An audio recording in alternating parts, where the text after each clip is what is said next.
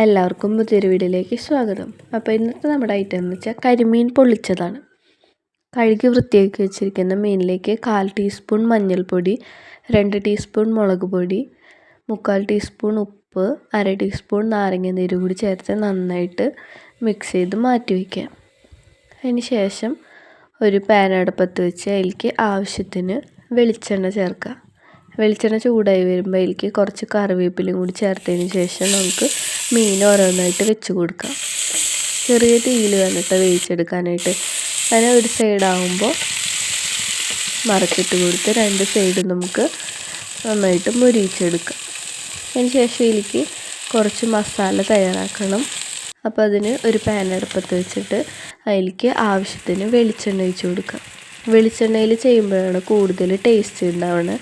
അപ്പോൾ നമ്മളിവിടെ വെളിച്ചെണ്ണയാണ് ചേർക്കണത്. അപ്പോൾ അതിലേക്ക് ആവശ്യത്തിന് വെളിച്ചെണ്ണ ചേർത്ത് ചൂടായി വരുമ്പോൾ സവാള കൂടി ചേർത്ത് പെട്ടെന്ന് വഴണ്ടി വരാനായിട്ട് കുറച്ച് ഉപ്പും കൂടി ചേർത്ത് നന്നായിട്ട് ഇളക്കി കൊടുക്കാം. അതിന് ശേഷം ഇഞ്ചി, വെളുത്തുള്ളി, പച്ചമുളക് കൂടി ചേർത്ത് നന്നായിട്ട് മൂപ്പിച്ചെടുക്കാം. സവാളയൊക്കെ ഒന്ന് വാടി വരുന്ന സമയത്ത് നമുക്കിതിലേക്ക് പൊടികൾ ചേർത്ത് കൊടുക്കാം. 1/4 ടീസ്പൂൺ മഞ്ഞൾപ്പൊടി, 3 ടീസ്പൂൺ മുളക് പൊടി, 2 ടീസ്പൂൺ മല്ലിപ്പൊടി, 3/4 ടീസ്പൂൺ ചിക്കൻ മസാലയും കൂടി ചേർത്ത് പൊടികളുടെ പച്ചമണം മാറുന്ന വരെ നമുക്കൊന്ന് വഴറ്റി കൊടുക്കാം. അതിന് ശേഷം കുറച്ച് ചതച്ച മുളക് കൂടി ചേർത്ത് നന്നായിട്ട് ഇളക്കി കൊടുക്കുക. പിന്നെ പുളിക്ക് ആവശ്യമായിട്ടുള്ള തക്കാളി കൂടി ചേർക്കുക. തക്കാളി നന്നായിട്ട് ചെറുതാക്കി അരിഞ്ഞത് കൂടി ചേർത്ത് നന്നായിട്ട് വഴറ്റിയെടുക്കാം. തക്കാളിയൊക്കെ സോഫ്റ്റായി വരുന്ന സമയത്ത് ലാസ്റ്റ് നമുക്കിതിലേക്ക് കുറച്ച് കറിവേപ്പിലയും കൂടി ചേർത്താൽ നമ്മുടെ മസാല ഇവിടെ റെഡി. ഈ സമയത്ത് ഉപ്പൊക്കെ കറക്റ്റില്ലേ നോക്കിയതിന് ശേഷം നമുക്ക് തീ ഓഫ് ചെയ്യാം.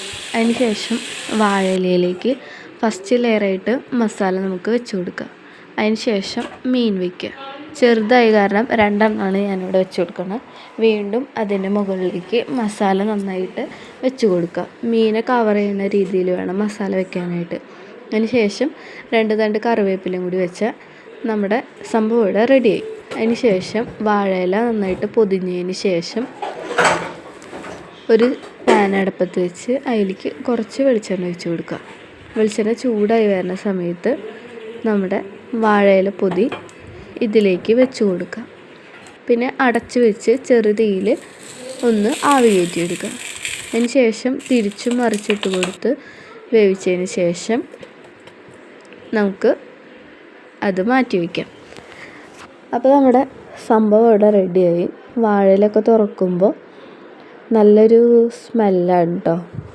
അപ്പോൾ നല്ല ആവിയൊക്കെ പറക്കണം. കാണുമ്പോൾ തന്നെ വായിൽ വെള്ളം വരും. അപ്പോൾ നമുക്ക് ഇതൊന്ന് ടേസ്റ്റ് ചെയ്ത് നോക്കാം.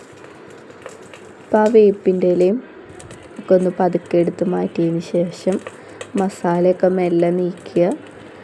എന്നിട്ട് ഒരു മീനിൻ്റെ കഷ്ണവും ആ മസാലയും കൂടി കഴിക്കുമ്പോൾ അപ്പോൾ എല്ലാവരും ഈ റെസിപ്പി ഒന്ന് എന്തായാലും ട്രൈ ചെയ്ത് നോക്കുക. ഏത് മീൻ വേണമെങ്കിലും നമുക്കിത് നോക്കാം കേട്ടോ. കരിമീൻ തന്നെ വേണമെന്നില്ല, വേറെ ഏത് മീനായാലും നമുക്ക് ചെയ്ത് നോക്കാം. അപ്പോൾ ഇതുപോലെ എല്ലാവരും ചെയ്ത് നോക്കിയതിന് ശേഷം ഫീഡ്ബാക്ക് അറിയിക്കുക. അപ്പോൾ വീഡിയോ ഇഷ്ടപ്പെട്ടാൽ ലൈക്ക് ചെയ്യുക, ഷെയർ ചെയ്യുക, സബ്സ്ക്രൈബ് ചെയ്യുക.